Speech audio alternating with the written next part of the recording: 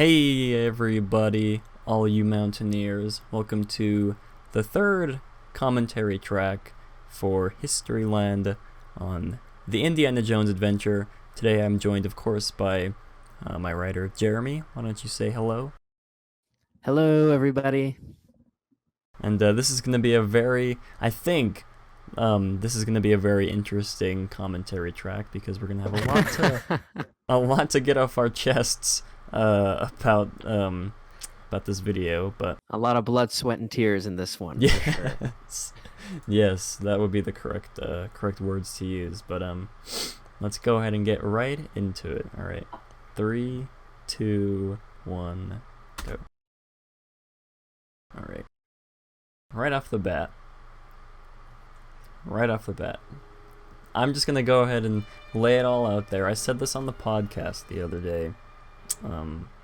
This was a very interesting episode to work on, mainly because YouTube's copyright system is the worst in the entire world. um, it took us many different versions until we got to the one that you are watching now on screen, and even that one I thought would be fine. It was not fine. It still got claimed. But I filed a dispute, so we'll see how that goes. I think if I lose the dispute, I might get a strike on my channel, but I don't care. It It's is a worth risk. it. Yeah, it is a risk that I'm willing to take for the better of all the Disney YouTube channels out there. That's right, yeah. For the sake of quality, we're fighting for quality. Yeah, because there were some segments that had to be cut from this episode just because of Yeah, copyright. they would have been so good, but it's okay. That's a part of the process. Yeah. Hopefully, in the future, I've learned a lot about YouTube copyright. I've learned. I thought I learned a lot about YouTube copyright. I thought I learned how to avoid it with changing the pitch and the speed of the songs, but apparently that doesn't matter. YouTube will still catch you. But, anyways, Indiana Jones Adventure. Yeah. I've gone on record as saying this is my favorite attraction ever made by Walt Disney Imagineering. That's a fascinating opinion to have. I think it's a fantastic attraction. It's nowhere near my favorite, but but of course, whenever I sit down to start writing these and I'm researching and I'm finding the story, I'm always like, oh no, this one is now my favorite. I always find something new and exciting and a newfound appreciation for even my favorites. So Yeah, I that's feel what's the beautiful exact about it. same. Mhm. But yeah, this is like I said, one of my favorite, I guess, modern Disney attractions. It would be my favorite modern Disney attraction. Okay, yeah, no, that's a valid argument right there. Perfect. Yeah. Yeah, and I'll get into this once it comes up in the video, but yeah, this was a very interesting episode to work on. Like I said, um, I I remember right at the beginning I had some trouble trying to put together the intro because the music that Jeremy provided wasn't something I was used to. Wasn't something I was used to listening to. I was more used to the Space Mountain kind of music from the previous Right. episode. Well, we've been dealing with a specific time period in Disney history that it's easy to pick the music from that period. Like when we did Space Mountain, the music for Tomorrowland it has such a rich history to it that it's easy to pick the monorail song and then the Space Mountain entrance music and stuff. But Adventureland, uh, basically, well, now I can just kind of get into talking about the process for the writing this. I for dealing the part of the one of the first big hurdles I had when approaching this was, it's a really recent ride when you really think about it. Yeah. It's what, 23, 22 years old. That's Mm. young. It's a ride that, I mean, you and I have grown up with, just being at Disneyland as if it was always there. Mm. It's But for many, this is still recent history. So the whole first part, I knew I needed it to be a story about Adventureland because that's where the history would be. And through that, I discovered this narrative of kind of it being the little land that could. Mm. And so I really spent time describing Adventureland and its growth so that the payoff would be this big, ambitious attraction that would come in and totally redefine it. And I hope that works. But part of me is like, oh, wow, I don't know if people want to sit through, like 10 minutes of just Adventureland history, but it's a part of it. So.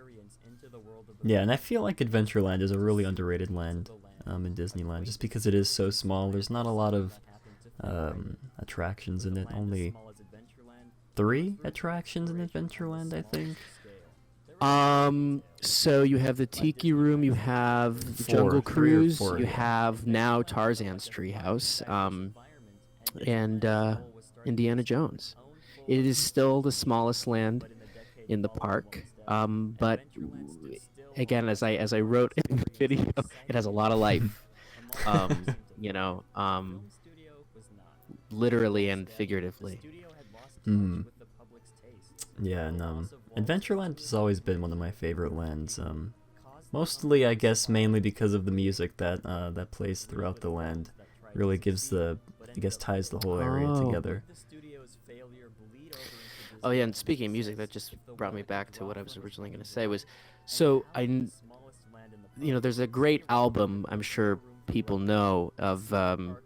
It came out in 1956 with Walt Disney basically taking you through Disneyland. There's a great, incredible score to that, which is kind of the point of influence for the score for all of this. Now, the trouble is, YouTube caught on to that, and that's where we got in a lot of trouble, unfortunately.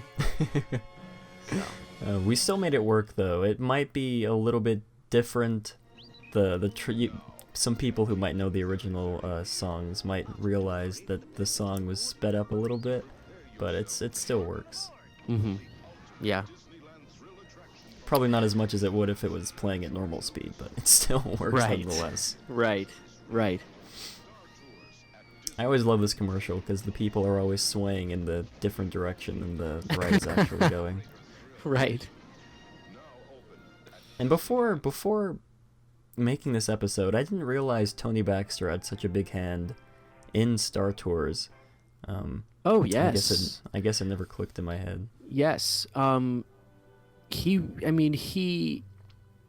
If Michael Eisner saved the company from financial destruction by just kind of restructuring it into the corporate thing it became, for better or for worse, Tony Baxter was that active voice in Imagineering that said, that kind of clocked that, okay, since now it's becoming a more corporate-minded company, it's very easy for corporate-minded companies to get rid of things with very little empathy toward them. He was that voice in Imagineering that said, the parks, I have to prove the parks are worth saving. I have to prove the parks can be culturally relevant.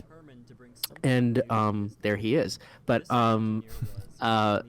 he was the one that sought out. He knew that Disney, since Walt's death, just wasn't quite as in tune with public tastes and mindsets as it used to be. And he just knew where to go to. He knew where to go to, and he saved the parks with Star Tours and Indiana Jones. He saved the parks. Yeah, and it's kind of, I saw a comment on the video, something along the lines of how if it weren't for Tony Baxter and creating Star Tours, that Disney might not have bought Star Tours later down the line. That's possible. I think that's very possible. This was the beginning of that partnership, for sure. Yeah. Now, I do have one question to put out for all the viewers out there. Which character, in your opinion, is more iconic, Indiana Jones or Han Solo? That's always been a question that's been on my mind, and I would like to know what you guys think down in the comments below. I think that's easy. I think the answer, just objectively speaking, is Han Solo's the more iconic character. That's easy. If you're Interesting. not asking my opinion, you're asking the viewer's opinion. But if I had to chime in, I would say Han Solo is the more iconic character. It's true. I agree. But I'd love to hear viable arguments for For Indiana Indiana Jones, because Jones, I yes. love Indiana Jones. Mhm. So Gosh, looking at this artwork always makes me extremely sad because it never came to fruition the way Tony Baxter originally wanted. I'm happy with the way, I prefer the way it turned out, only because this would have overwhelmed the land, I think. And we wouldn't have had the other Baxter masterpiece, which is Splash Mountain. So I think it's a great compromise. You know, Yeah, that's true. yeah. We did come out with a fantastic attraction in the end. It would have been great, but it would have taken a bit of the charm away from Adventureland, in my opinion. Mhm. But I love that they start projects with this amount of ambition. Oh yeah, for sure. I love that. Yeah. I always wonder if it's the same sort of mindset that they had back in this time, if it's still the same today. Because you see lands like Pandora or Star Wars, like, you know, the concept art that they've released. It's really hard to say. And all that we can do, just as kind of the online Disney fan community, is speculate. I mean, we can draw from history and we can see things are, just creatively not there. There is a clear difference between Disney, just Imagineering alone, even 15 years ago. I mean, there's a reason for that. But if I have any regrets with this video, it's I really wanted to try to focus on, toward the end, somehow showcasing the difference between that you can bring in intellectual property to theme parks, and you can do it well if it somehow serves the overall narrative of the parks, which I don't know if Star Tours necessarily does, but I think Indiana Jones does. And and then kind of compare that to, I don't know if the changes going on in the parks, the extreme changes going on in the parks, serve the same function. Yeah. That there's a difference. But I don't want to hit people over the head with that. People can come to whatever conclusion they want to. But yeah, I think there's a very clear difference between the way the parks are functioning now to the way they did. Oh yeah. That's a whole other absolutely. conversation. I mean, that's a long conversation. Yes. Sounds like a 30-minute segment, or I can see it already on Matterhorn exactly. Mondays. Yeah, I would be happy to get into that. I have many thoughts, but yeah.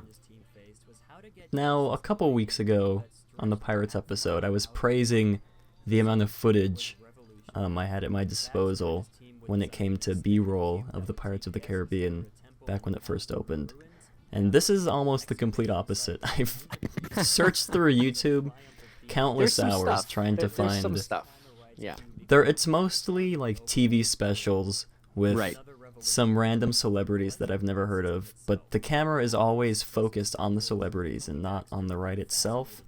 And yeah, that's just one of my big pet peeves when it comes to this kind of stuff. But isn't it fascinating, just kind of the seismic shock when you compare the way that the parks, or really just like Disneyland, was advertised or sold to the public when Walt was alive, than after? Like, after they had to be like, oh my God, the commander-in-chief is gone. The public isn't going to trust artistic integrity anymore. I don't know if that's necessarily true. I think that they probably could have. So they had to advertise things the way that other people advertise things, and it always feels off to me because Walt was able to be so honest and open with the creative process, and they try to do that, but they resort to these really corny tactics that I just think are laughable at times. But yeah. Yeah, I absolutely agree.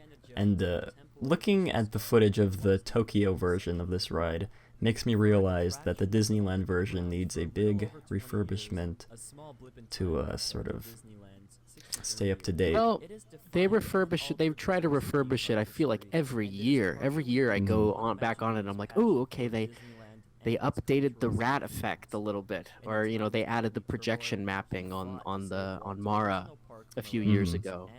But I don't know. The Tokyo version can be the Tokyo version. This one is ours, and I think it's very special, and I love it the way it is. But that's just me. No, I do too. But there's always it always seems to me that there's always one thing that's not working correctly. Always. So at this point, that's a part of its charm. That's true. Yeah. Same with Splash Mountain as well. Exactly. Gosh, one thing we didn't touch in the episode, which probably wouldn't have fit in the episode at all. I've said this before on the podcast. One of my most favorite things about this attraction is the boulder scene, and how Alex pointed out to me that it's not the boulder that actually moves, it's the walls that move, and it's so the vehicle doesn't actually move backwards. The room moves. The room moves, giving you the illusion when the car moves, the car is actually moving backwards. You're right. We didn't touch upon that. Isn't that a shame? It's like this is one of the most popular videos we've put out, and I have the most regrets about this video than any other video we've put out. So, but I'm still proud of it, though. Yeah, me too. This was a really, really great episode to work on. Can't wait for the next one. Hopefully, you guys will enjoy the next one. Hopefully you guys enjoyed this one too. But I think I think there's some very exciting things that we have in store for all of you. I think there's not a doubt in my mind that you'll enjoy what's coming. I will definitely enjoy what's coming. We will exactly. We will enjoy it, whether you enjoy it or not. So. But let's see. Any closing thoughts on this episode overall?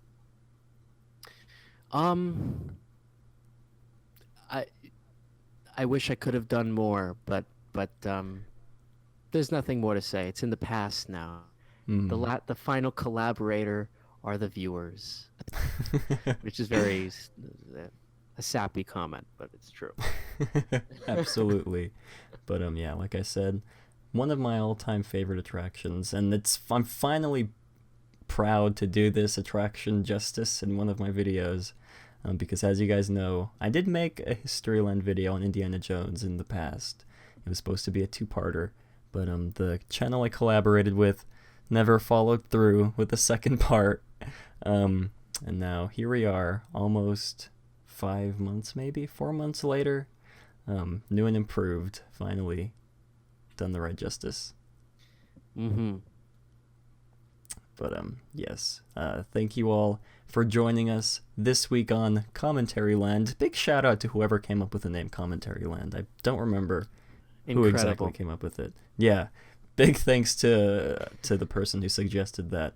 But yeah, hopefully you all enjoyed. Hopefully you all are excited for what's to come. Big, like Jeremy said, big plans for what's to come. Big plans. And and as always, have a great, big, beautiful tomorrow.